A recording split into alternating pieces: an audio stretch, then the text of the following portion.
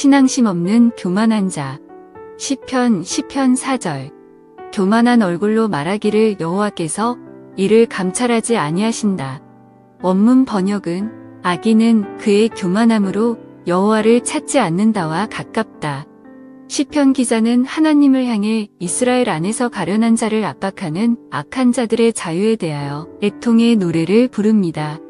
그가 악인을 다음과 같이 묘사합니다.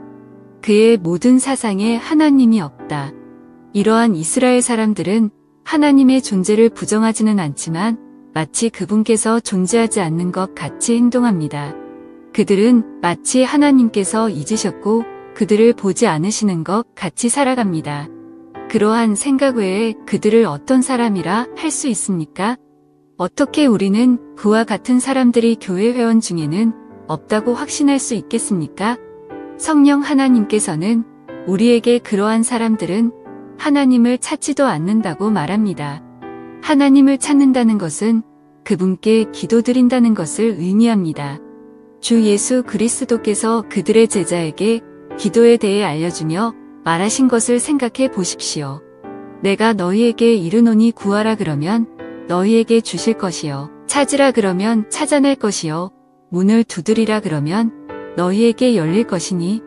진정한 제자들은 성실히 끊임없이 기도드리지만 하나님의 백성 속의 악한 자들은 진정으로 기도드리지 않습니다. 왜 그는 기도드리지 않습니까? 그들이 일을 배우지 않았기 때문입니까? 무능하다고 느끼기 때문입니까? 그렇지 않습니다. 4절의 첫 부분을 생각해 보십시오. 악인은 그의 교만함으로 여호와를 찾지 않는다. 그가 무시하는 이유는 하나님이 필요 없다고 생각하기 때문입니다. 그는 자기 스스로 충분히 모든 일을 문제없이 해결할 수 있다고 생각합니다. 그가 그의 삶의 주인이며 도움이나 용서, 구원은 필요치 않습니다. 교만과 기도는 대조적인 것입니다. 반면에 기도와 겸손은 긴밀히 연결되어 있습니다. 시편 기자는 겸손합니다. 그는 자신이 삶의 주인이 아니라는 것을 알았으며 이 삶에서 도움과 구원을 필요로 했습니다. 그는 하나님을 찾아 모든 도움을 구하며 특별히 약속된 그리스도 안에서 하나님의 은혜를 찾았습니다. 이 본문은 우리로 하여금 자신을 돌아보게 합니다. 나는 시편이 묘사한 악하고 오만한 자가 아닙니까? 가정이나 교회에서 기도를 드릴 때 자신을 속이고 있지 않습니까? 다른 생각에 빠져 있지 않습니까? 혼자 있을 때 시간을 내서 하늘에 계신 나의 아버지께 기도드립니까? 이를 원하고 있습니까? 하나님께서 예수 그리스도 안에서 우리에게 하신 일을 바라본다면 여러분 안에 있는 어떤 교만이라도 녹아 없어지기 시작할 것입니다. 우리의 섬기시는 왕이신 그리스도께서는 가장 오만한 사람도 겸손한 기도자로 만드실 수 있습니다. 말로 사람을 죽일 수 있습니다. 시편 7절. 그의 입에는 저주와 거짓과 포악이 충만하며 여러분은 막대기와 돌멩이가 내 뼈를 부술지는 몰라도 말은 결코 나를 해치지 못할 것이다 라는 속담을 기억하십니까? 이것은 학교 운동장에서 아이들이 서로 모욕을 통해 해하려는 것이 아니라 장난을 칠 때는 사용될 수 있습니다. 하지만 우리를 향하는 언어 폭력에 의해 깊은 상처를 받을 수도 있는 것이 진실입니다. 그리고 우리는 다른 이들이 돌을 던져 상처를 주려는 것과 마찬가지로 그러한 외설스러운 말에 영향을 받지 않는다고 할 수 없음을 인정해야 합니다. 혀와 입은 극심한 상처와 위해를 입히는 무기가 될 수 있습니다. 사기와 저주와 욕은 파괴적일 수 있습니다. 그러한 것들은 우정과 결혼 생활을 무너뜨리고 기쁨을 없애며 영성을 더럽힐 뿐 아니라 삶까지도 파괴할 수 있습니다. 성령님께서 야고보서 3장에서 말하신 바와 같이 여는 쉬지 아니하는 악이요 죽이는 독이 가득합니다.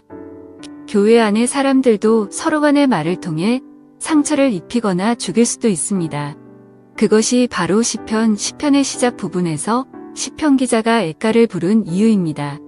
어떻게 하나님께서 악한 이스라엘 백성들이 가련한 자를 사자가 먹이를 습격하는 것 같이 파멸시키는 것을 용납하실 수 있으십니까? 하나님의 독생자께서 사람의 육체를 입으시고 이 땅에 계실 때 유대인들의 증오와 파괴로 가득 찬 혀들을 경험하셨습니다. 지도자들은 최선을 다해 예수님을 파멸시키려는 그들의 말들로 함정에 빠뜨리고자 했습니다. 이에 그들이 엿보다가 예수를 총독의 다스림과 권세 아래에 넘기려 하여 정탐들을 보내어 그들로 스스로 의인인 체하며 예수의 말을 책잡게 하니 그리스도께서는 그러한 지도자들에 의해 무고하게 기소되었으며 죄가 없으심에도 빌라도에 의해 사형을 선고받으셨습니다. 주님께서는 이를 그분의 백성들의 구원을 위해 견디셨습니다. 왜냐하면 그분께서는 우리의 죄로 인해 이러한 학대로 고난받으셔야 했기 때문입니다. 우리는 혀를 사용해 남을 상처 입히려는 유혹과 맞서 싸워야 합니다. 그 대상이 세상이건 교회 아니건 우리의 가정 내에 있건 말입니다. 하지만 만약 우리가 입으로 죄를 범했을 때 진정으로 회개한다면 그분께서는 우리를 용서해 주시고 그분의 성령님으로 우리가 혀를 악이 아니라 선을 위해 사용할 수 있도록 만드십니다. 그리고 사람들이 심지어 교회 회원들이라도 우리에게 다가와 말을 통해 상처를 주려고 할 때 우리는 하나님께 이를 지혜롭게 대할 수 있는 힘과 지혜를 구해야 하며 그분께서는 결코 실망시키지 않을 것입니다. 그렇기에 우리 또한 여호와께서 모든 것을 보시며 그분의 백성을 학대한 자들에게 책임을 물으실 것이라는 지식 안에서 쉴 수 있습니다.